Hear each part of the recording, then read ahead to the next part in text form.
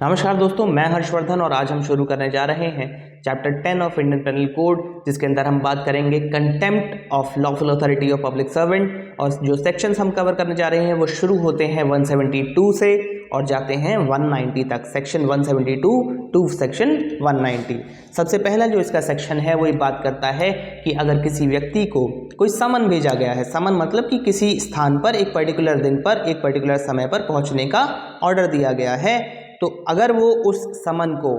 Avoid करने के लिए कहीं भाग जाता है, घर बार छोड़ दिया, ऑफिस छोड़ के कहीं भाग गया कि उसको क्योंकि पता चल गया कि जी समन आने वाला है, उसको अवॉइड करना चाह रहा है, तो ऐसे केस में उसको 1 महीने तक की सज़ा और 500 रुपये तक का जुर्माना दिया जा सकता है अगर वो समन पुलिस ने भेजा था।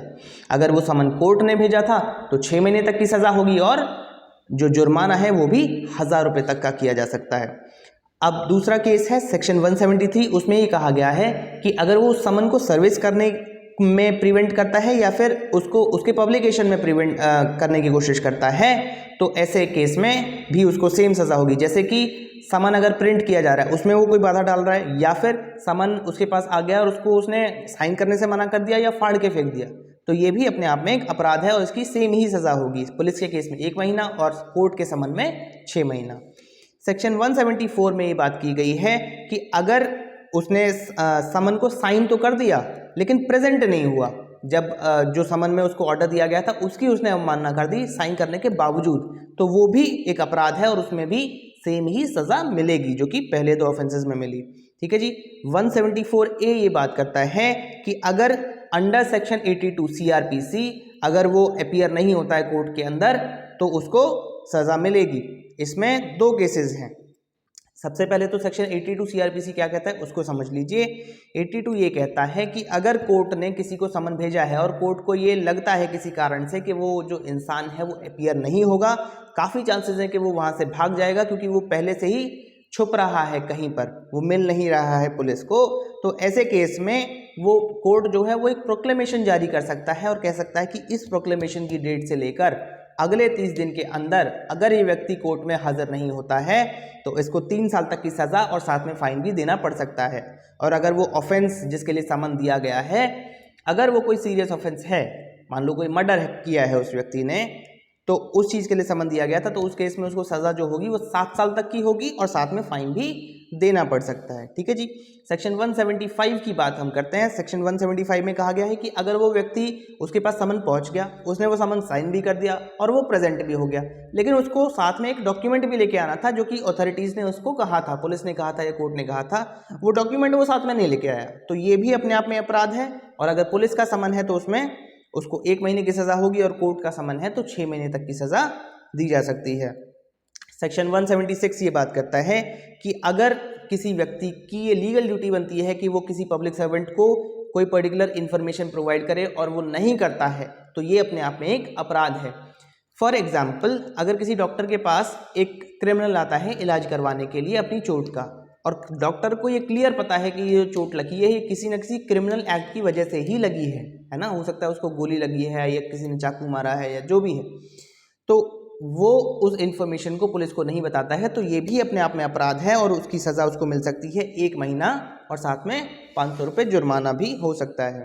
177 में ये बात की गई है कि अगर वो इन्फॉर्मेशन तो दे रहा है लेकिन झूठी इन्फॉर्मेशन दे रहा है पुलिस को या किसी भी पब्लिक सर्वेंट को, तो वो भी अपने आप में एक अपराध है। अगर वो किसी सिंपल इन्फॉर्मेशन को गलत तरीके से बता रहा है तो 6 महीने और 1000 रुपये का जुर्माना हो सकता है, और अगर किसी ऑफेंस से रिलेटेड कोई इन्फॉर्मेशन वो गलत बता रहा है तो उसमें 2 साल तक की सज़ा हो सकती है और साथ में फाइन लगाया जा सकता है। फॉर एग्जाम्पल, एक गांव है, उसके अंदर एक वॉचमैन है, वो देखता है कि जी कुछ अनजान लोग उस गांव के अंदर एंटर कर रहे हैं और एक घर की तरफ जा रहे हैं। उनको देखकर वो ये जान जाता है कि ये लोग डकैत हैं और उस घर में डकैती डालने के लिए जा रहे हैं, तो वो पुलिस को फ़ोन करता है और पुलिस वहाँ पर मौके पर पहुँचती है तो उसको वो डायरेक्शन गलत बता देता है कि जी वो इस तरफ नहीं गए, वो उस तरफ गए हैं। तो ऐसे में क्योंकि उसने डायरेक्शन गलत बताया तो उसने डकैती को तो नहीं रोका ना, बेशक उसने इन्फॉर्मेशन दे दी,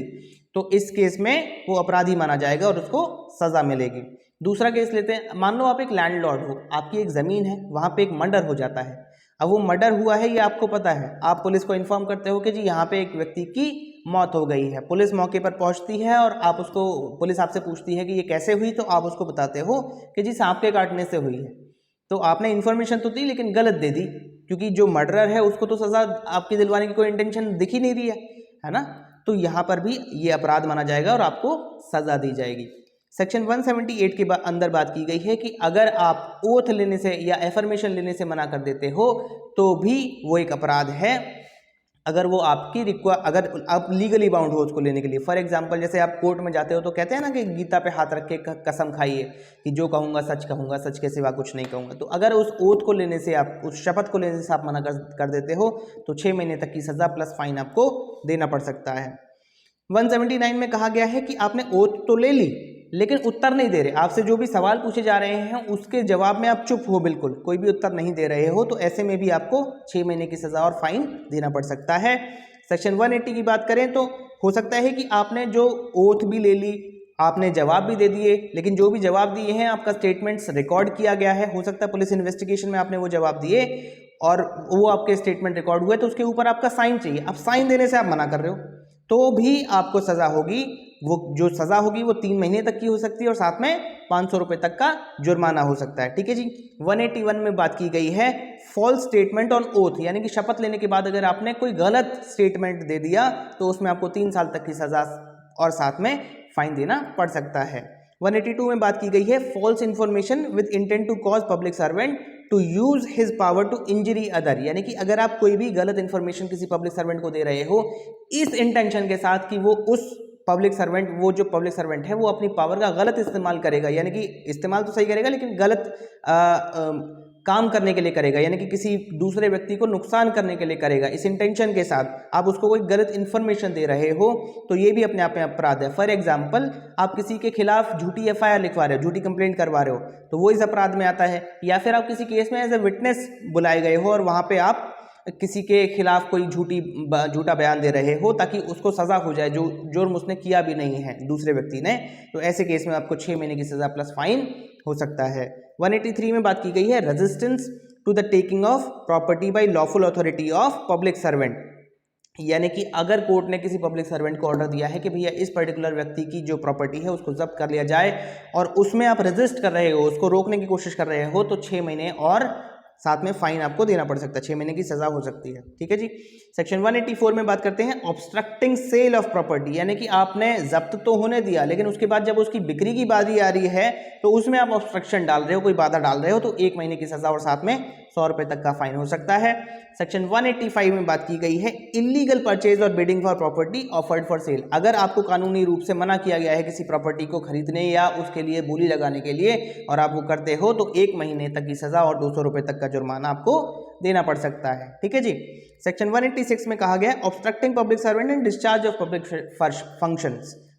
ठीक है जी, अगर कोई पब्लिक सर्वेंट अपनी ड्यूटी कर रहा है और आप उसको करने से रोकते हो तो आपको सजा होगी। और 187 में कहा गया है कि अगर आप उस किसी भी पब्लिक सर्वेंट को उसकी ड्यूटी करने में अगर कोई असिस्टेंस आपको देने के लिए कहा गया है और आप लीगली बाउंड हो उसको असिस्ट करने के लिए और आप मना करते हो तो ऐसे केस में आपको 1 महीने की सजा और 200 रुपए तक का जुर्माना हो सकता है। और अगर वो असिस्टेंस किसी कोर्ट के ऑर्डर को फुलफिल करने के लिए था या किसी सीरियस ऑफेंस को रोकने के लिए था या किसी राइट को सप्रेस करने के लिए था, ऐसे केसेस में वो जो सजा है वो 6 महीने तक बढ़ा दी जा सकती है और 500 रुपए तक का जुर्माना आप पर किया जा सकता है। ठीक है जी। 188 में ये बात की गई है कि disobedience to order duly promulgated by public servant, यानी कि अगर किसी पब्लिक सर्वेंट ने कोई ऑर्डर दिया है, कोई नोटिफिकेशन जारी की है, फॉर एग्जांपल अभी कोरोना हुआ था, कोरोना में बहुत सारी गाइडलाइंस, बहुत सारी नोटिफिकेशंस पब्लिक के लिए जारी करी गई थी, जैसे कि अगर आप घर से बाहर निकलते हो तो सिर्फ इस पर्पज़ के लिए निकलोगे और जब भी निकलोगे तो मास्क लगाओगे, सैनिटाइज करोगे, साफ सफाई बरतोगे, है ना, किसी से हर इंसान से 6 मीटर की दूरी पर रहोगे, जो स्कूल्स और कॉलेजेस हैं वो बंद रहेंगे, इस तरीके की बहुत सारी नोटिफिकेशंस जो हैं वो जारी की गई थी। अगर आप उनकी अवमानना करते तो आपको कोई ना कोई सज़ा होती। तो इसमें वही बताया गया है कि अगर आप ऐसी कोई अवमानना करते हो तो आपको 1 महीने तक की सज़ा और 200 रुपये का जुर्माना हो सकता है। और अगर आपकी नेग्लिजेंस की वजह से किसी की जान खतरे में आ जाती है आपकी नोटिफिकेशन ना मानने की वजह से, तो आपको 6 महीने तक की सज़ा और 200 रुपये तक का जुर्माना हो सकता है।